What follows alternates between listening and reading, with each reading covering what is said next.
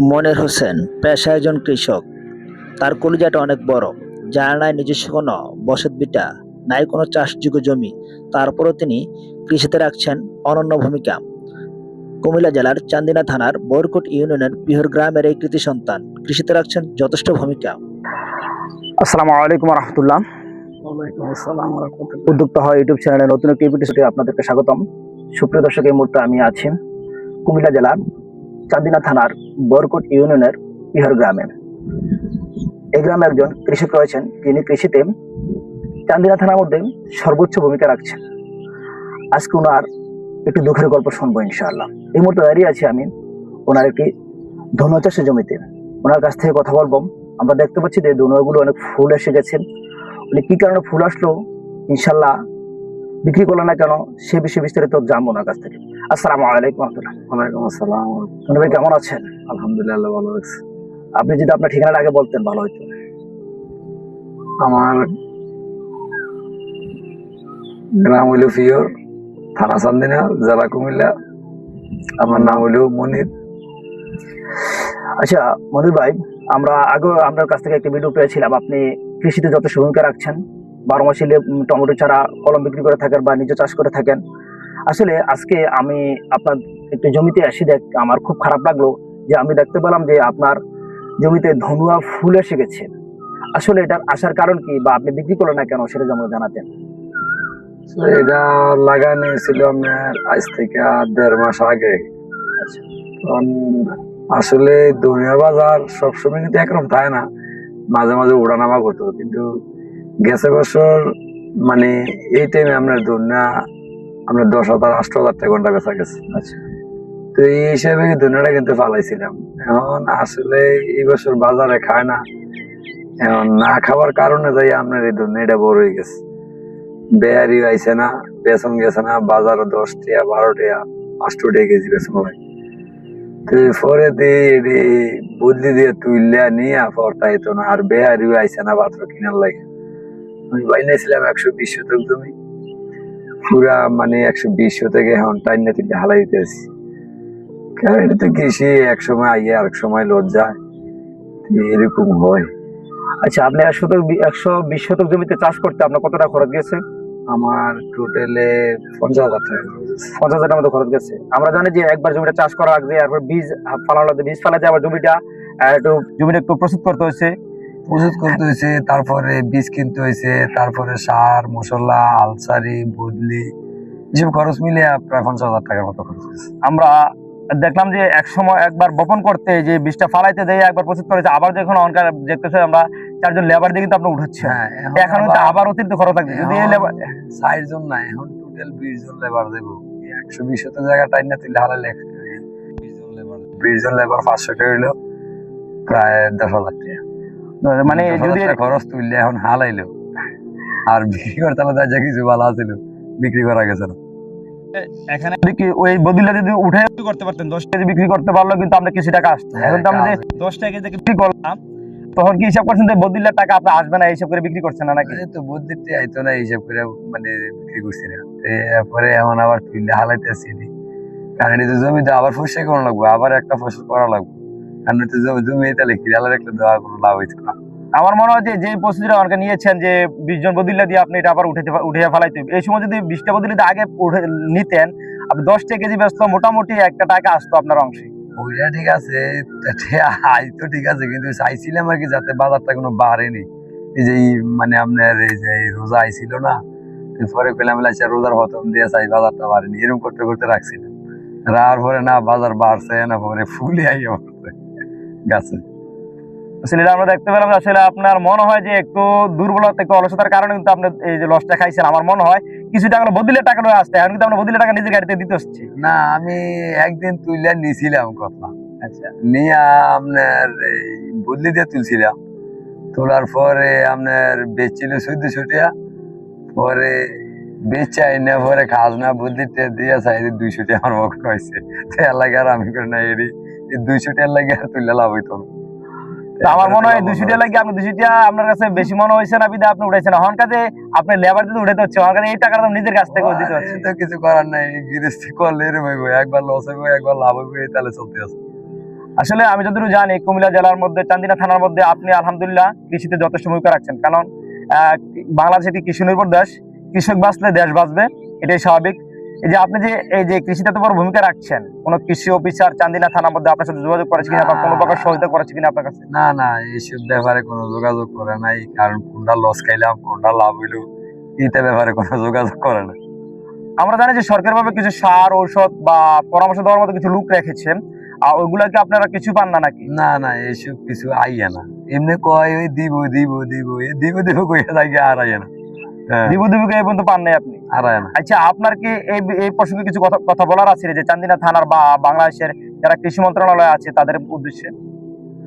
না, হেরা তো কিতা, হেরা ওই মাঝি বেলে ধরেন না, যদিও আইয়ে কুচিত মানে বছরে একবার আইলে পরে আপনার কয় এ কড়া সার দিব এ দিবে দিব যাওন লাগবো।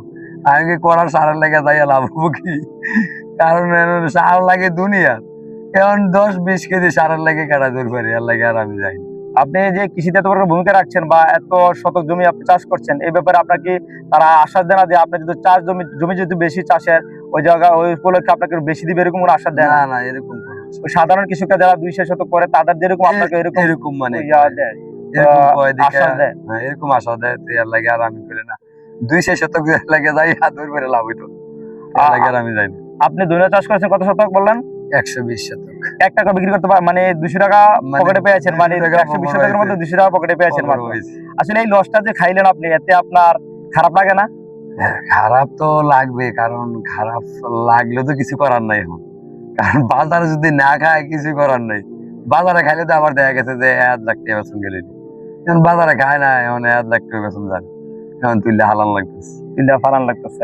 আসলে এত বড় একটা লস আসলে আমার দৃষ্টিতে বা যারা কৃষক আছেন, একটা সাধারণ কৃষকের এত টাকা লসটা কিন্তু আপনার বর্তমানে 70-80 হাজার টাকা লস যাবো নাকি এরকম? হ্যাঁ, একবার চাষ করলে 50 হাজার টাকার মতো খরচ। জমির খরচটা বারে ধরলে, হ্যাঁ যদি জমির গিরবি খরচটাও ধরে, হ্যাঁ, তাইলে 70-80 হাজার টাকা loss। 70-80 হাজার টাকা লস হয়ে যাবে। আসলে এত বড় একটা লসের কথা শুনে আসলে আমার কাছে খারাপ লাগে। আমি যখন আসলাম আজকে দেখলাম আপনার জমিতে লেবাররা আপনার ধনেগুলো উঠিয়ে নিচ্ছে বা ধনেগুলো সবগুলো ফুল আসছে, তখন আমি ভাবলাম যে আসলে মনির ভাইয়ের কি অবস্থা, এদিকে সুস্থ আছেন, কারণ এত বড় একটা লস কিন্তু আসলে জেরে ওঠা অনেকটা কষ্টকর, সাধারণ কৃষকের জন্য কষ্টকর। আসলে না কাজ আলহামদুলিল্লাহ আমি বুঝতে পারলাম যে মনির ভাইয়ের মন অনেক শক্ত আছে। তিনি না, তিনি- এরকম তো মার যাইবে। তিনি আশাবাদী যে এক সিজনে একটু লস যাবে, আর এক সিজনে এর দ্বিগুণ আসবে, এই আশা নিয়ে কিন্তু তিনি চাষ করে যাচ্ছেন বছরের পর বছর। আসলে আপনি কৃষিতে কত বছর আসছেন? আমি কৃষিতে আছি আজকে প্রায় অনেক 25 বছর। 25 বছর যাবত। এই বছর এই যে যাবত করতেছেন, আপনি কি এই যে এই বছর যেটা ধুনোতে লস খাইলেন, এটা কি আপনার কোনো সিদ্ধান্তের উপরে সিদ্ধান্ত করতে গিয়ে লস খাইছেন নাকি? যে আপনি যে সময়টা যে সময়। না, ওই সময়টা কিন্তু দুনিয়া কম বেশ বেচা কিনা হয়, আচ্ছা কিন্তু এই বছর কি আর হয়েছে না এটা আমি নিজে কইতাম না। গেছে বছর আপনার 8,000-10,000 টাকা 6 শতক মাটি বেচ হয়েছে শুধু দুনিয়া ভাত, এই রমজানের আগে দিয়া। আর এই বছর রমজানের আগেও পরেও মানে 10টা-12টা রুপে খায়ও না, আর 10টা-12টা বেচতে যদি ফরতাই না, তো এই কারণে আর এটি নেওয়া হয়েছে না। গত বছরকে টার্গেট করে কিন্তু আবার এই বছর এই চাষ বছর করছিলেন চাষ আলহামদুলিল্লাহ। এই বছর করছিলাম। গত বছর কত শত চাষ করছিলেন? গত বছর আছিল আপনার ধরেন না 4 শতক। 60 শতক। 4 শতক। এবার করছেন 120 শতক, মানে একটু গতবারকে কেন্দ্র করে কিন্তু গতবার যে পজিশন ছিল ওইটার উপলক্ষে কিন্তু এই বছর আর একটু বাড়ায় চাষ করছেন, দেখবেন মোটামুটি একটা আয় আসবে। কিন্তু এই বছর দেখতে পাচ্ছেন আসলে দ্বিগুণ লস। তো পরবর্তীতে এই জমিতে কি চাষ করবেন বলে? পরবর্তীতে এখন তো এটা হলো আপনার ফাগুন মাস, এখন ধন্যটা উঠাইতেছি যদি আল্লাহ বাঁচায়। এই রমজানের ঈদের পরে জমিটা আবার আপনার সার মশলা দিয়ে এটা আবার প্রস্তুতি করাম। বেডগুলো রেডি করা আছে, এখানকার সার দেম আর কিছু ময় মশলা দেম দিয়া এরপরে মালচিং করাম। মালচিং করার পরে ঈদের 15 থেকে 20 দিন পরে টমেটো লাগান, যেটা গ্রীষ্মকালের টমেটো। এটা একটা ইন্ডিয়ান বীজ, এটা 12 মাস হয়। আচ্ছা, আমি যতটুকু জানি যে আপনি টমেটোর কলম বিক্রি করে থাকেন, কলমের চারা বিক্রি করে থাকেন, আপনার কি এখন প্রস্তুত আছে টমেটো চারাগুলো? হ্যাঁ, ইনশাল্লাহ আমার এখন বর্তমানে 40,000 চারার মতো আছে। এটা ঈদের পরে চারা কলপ করাম। কলপ করার পরে তারপরে রোদের শ্যাডো চেম্বার শ্যাডো মিলিয়ে 15 দিন থাকবো। তারপরে ঈদের 15 থেকে 20 দিন পরে এই জমির মধ্যে মানে চারাটা আইব, কলপ করা চারাটা। আচ্ছা, আপনি কিছু কলমে ছাড়া বিক্রি করবেন না, এরকম কোনো প্রস্তুতি নিচ্ছেন? এরকম কোনো প্রস্তুতি আছে, যেমন প্রায় 12-13 হাজার চারার অর্ডার হয়ে গেছে। আচ্ছা আর মানে ভবিষ্যতে যারা আপনার ভাদ্র মাসও লাগাইবো বা শ্রাবণ মাসও লাগাইবো, ওইটাও সারা রেডি হইতে আছে বা সবগুলো রেডি হয়েছে। মানে ওইটাও দেওয়ার চিন্তা ভাবনা আছে, প্রায় লাখ 4 চারা। আচ্ছা, যদি আপনার কাছ থেকে কেউ চারা নিতে চায় টমেটো কলমের বা 12 মাসি টমেটো, তারা কিভাবে নিবে আপনি যদি একটু দিতেন? আমরা জানি যে আপনার একটা নার্সারি আছে, সাইনবোর্ড আছে, সাইনবোর্ডে দিয়ে দেবো, তবে আপনার নাম্বারটা বলা যাবে, মোবাইল নাম্বারটা। আমি তো আজকে থেকে প্রায় কলফের যে নার্সারিটা, এটা যে 6 বছর ধরে মানে আমি কলফ করিও, বেশিও, নিজেও লাগাই। আচ্ছা এই বছর আইয়া মানে কনফার্ম নিয়েছি যাই সামনের দিকে গেলে আপনার কিছু চারা বিক্রি করি। আচ্ছা আচ্ছা। এই কারণে আমি একটা সেট করছি, প্রায় 30 শতক জায়গা গ্রিন হাউস করছি, ওইটার মধ্যে আপনার টমেটোর চারা কলপ করন। আচ্ছা তারপরে এরা নিজেও কিছু লাগাম বা যারা যারা অর্ডার দিছে তারারও দেম, আবার ভবিষ্যতে যারা অর্ডার করব তারারও দেবো। এরকম পদ্ধতি নিয়ে মানে একটা কাজ করতে আছি। আচ্ছা, আলহামদুলিল্লাহ। গত দিনগুলোতে আপনি নিজের জন্য প্রস্তুত করছিলেন, সারা বা নিজে লাগাইছিলেন, এবছর নিয়োগ করছেন যে কৃষি পর্যায়ে, মাঠ পর্যায়ে দিবেন। আপনি যদি কেউ নিতে চায়, লাগাতে চায়, তাহলে আমার কাছে যোগাযোগ করে নিতে পারবে নাকি? যোগাযোগ করলে মানে মাঠ পর্যন্ত তো দেবো, এরপরে আমার লোকে যোগাযোগ করতে পারবে। যেমন আমার মোবাইল নাম্বার ভিডিওর মধ্যে দেওয়া থাকবে, ওই নাম্বারে যোগাযোগ করলে চলবে। আপনার নাম্বার একটু মুখে বলে দেন আবার। আমার নাম্বার 016343292227। দেখ, আলহামদুলিল্লাহ দর্শক, এতক্ষণ একজন কৃষকের গল্প শুনলাম। উনি দীর্ঘদিন যাবৎ কৃষিতে আছেন। আজকে এবছর তো তার সিদ্ধান্ত ভুল নয়, আসলে বাজার বেঁধে, সময় বেঁধে কিন্তু আসলে তার দুর্ভাগ্যজনকভাবে আর 120 শতক জমি কিন্তু ধনুয়া চাষ করেছিলেন, কিন্তু 200 টাকা তার পকেটে এসেছে, বিক্রি করেছিলেন। আলহামদুলিল্লাহ মোটামুটি কিছু টাকা বিক্রি করেছিলেন, শেষ পর্যন্ত তার 200 টাকা তার পকেটে টিকেছে। আসলে তিনি দেখলেন ওইটার পিছনে শ্রম দিয়ে আমার আর লাভ নাই, 200 টাকার জন্য আমার আরো 2000 টাকা লস হতে পারে, যার কারণে তিনি আর শ্রম দেন না ওইদিকে, যার কারণে আজকে ধুনাগুলো কিন্তু উঠিয়ে ফেলে দেওয়া হচ্ছে।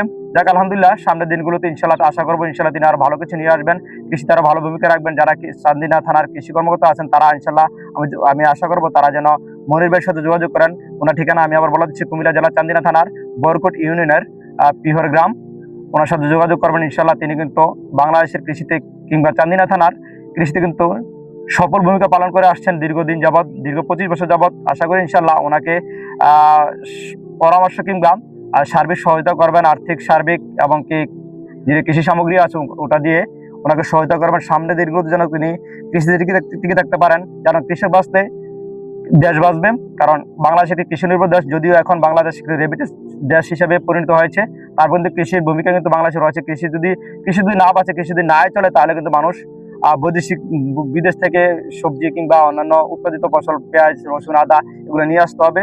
আমি বাংলাদেশ কৃষি কর্মকর্তা বা কৃষি অধিদপ্তরের কাছে দৃষ্টি আকর্ষণ করবো, তারা যেন কৃষি পর্যায়ে, মাঠ পর্যায়ে এসে কৃষকদের সাথে যোগাযোগ করে তার কি কি লাগবে তাকে সেবা এবং পরামর্শ দিয়ে যান। আর মনির ভাই, এই মুহূর্তে আপনার কি কি ফসল আছে বিক্রির যোগ্য? এই মুহূর্তে আমার বেচার মতো শুধু টমেটো আছে, কিছু টমেটো আছে। এটা লাগাইছিলাম আপনার গেছে শ্রাবণ মাস, আজকে 8 মাস চলতে আছে। কলমের চারা লাগাইছেন? এটা কলসের টমেটো লাগাইছিলাম, এটা একটা ইন্ডিয়ান ভ্যারাইটি। ওইটা আপনার ইচ্ছা করলে আরো মাস 3-4 রাউন্ড, মানে আষাঢ় শ্রাবণ মাস পর্যন্ত থাকবো। মোটামুটি গাছ এখনো সুস্থ আছে, ভালো আছে? সুস্থ আছে আলহামদুলিল্লাহ। কিরকম এবার টমেটো বেচতে? আলহামদুলিল্লাহ ভালো নেই? আলহামদুলিল্লাহ আলহামদুলিল্লাহ, মানে ভালো বেচা কিনা হয়েছে। এখন তো বাজার একটু চাপ, ওই যে রোজার কারণে 10-12 টাকা চলে আর কি এখন বর্তমানে। আচ্ছা। আর আগে তো আপনার প্রথম ফার্স্টে যে বেলা বেচা কিনা করছিলাম, এবেলা তো 150, 160, 120-25 অ্যাভেলেবেল বাজার আছে। দেখ, আলহামদুলিল্লাহ, আসলে আপনার কৃষি পর্যায়ে জানিটা কিন্তু অনেক আগে থেকে। আলহামদুলিল্লাহ, আমি যতটুকু জানি যে আপনি কৃষিতে সফল।